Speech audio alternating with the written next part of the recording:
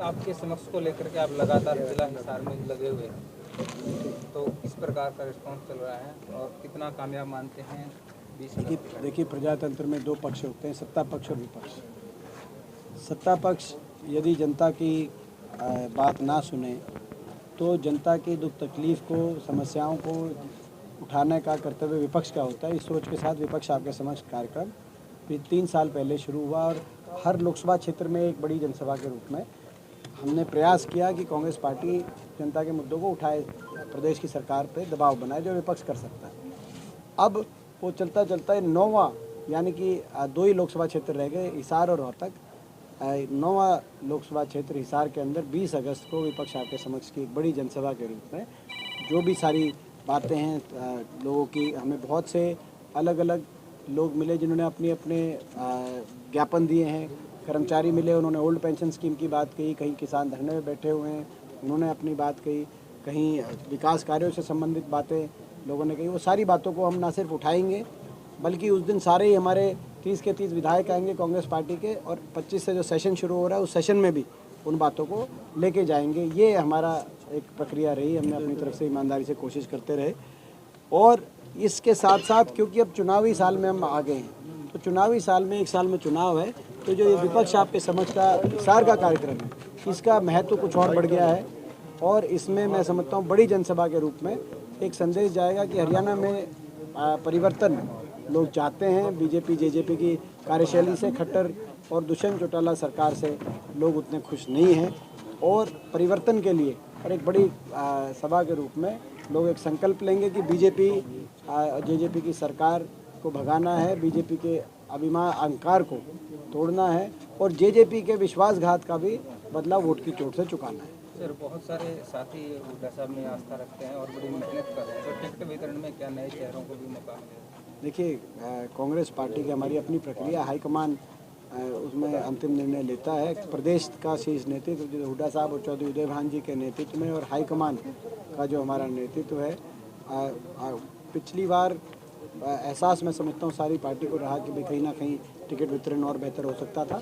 तो मुझे विश्वास है इस बार जिताऊ उम्मीदवारों को सारी बात सोच समझ के पार्टी ज़्यादा प्रयास करेगी। हरियाणा सरकार ने जो कर्मचारी कल बैठे हैं उन पर एस्मा लगाने का काम किया। हरियाणा सरकार कोई ऐसा वर्ग नहीं है जिसको धरने प्रदर्शन पर ना आना पड़ा हो इस सरकार के खिलाफ। ये एक बड़े सोचने की बात है। और कोई एक वर्ग नहीं है जिसको सरकार ने, जब धरने प्रदर्शन की बात आई तो सरकार ने उस वर्ग की आवाज़ दबाने के लिए प्रशासन, पुलिस के बल का प्रयोग भी ना किया हो, या सरकारी तंत्र के बल का प्रयोग ना किया हो, जैसे आपने कहा कि एस्मा लगाने की बात की गई। ये सरकारी कार्यशैली का प्रतीक है। सरकार को बातचीत करके सुलझाने के मुद्दे, और कोई जायज़ जो डिमांड है क्लर्क्स की काफ़ी हद तक जायज़ है, तो बातचीत करके क्लर्क्स का कोई ना कोई समाधान निकाले सरकार। ग्राम सचिव जो थे उनसे भी कार्यभार वापस लिया जा रहा है, जो वो कार्य कर रहे थे, अब वो बीडीपीओ संभालेंगे। अब वो क्या संभालेंगे? देखिए देखिए ये आज मुझे सुबह प्रोफेसर मिले हिसार के, विभिन्न कॉलेजों के और यूनिवर्सिटी के, लगभग 40 के करीब प्रोफेसर्स थे। वो एक बात को लेके मिले, उनसे सर्वे करा रहे हैं, टेलीफोनिक सर्वे करा रहे हैं। उनको शिक्षा का जो काम की जिम्मेदारी है, हमारी अगली पीढ़ी को दिशा देने की जिम्मेदारी है, जो अपना इस, तो उनको शिक्षा के काम से डाइवर्ट करके तो सर्वे, तो ये राजनीतिक प्रयोग इन ऐसे लोगों का इस प्रकार से नहीं होना चाहिए। जिसका जो काम है उसको काम करने दे सरकार। देश हित में तो ये है, देश हित में ये नहीं है। तो ये मैं समझता हूँ कि इस तरह की जो बातें आ रही हैं ये ठीक नहीं है। जिसकी को जो जिम्मेदारी है उसको करने दे सरकार।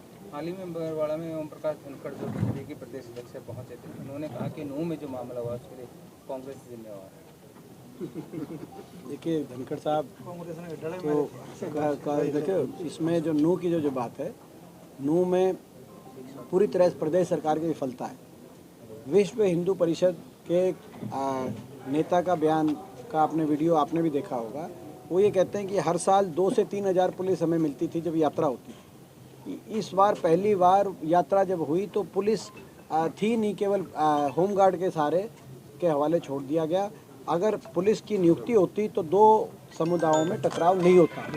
इसकी जिम्मेदारी पुलिस को लगाने की जिम्मेदारी किसकी थी होती है? सरकार की होती है।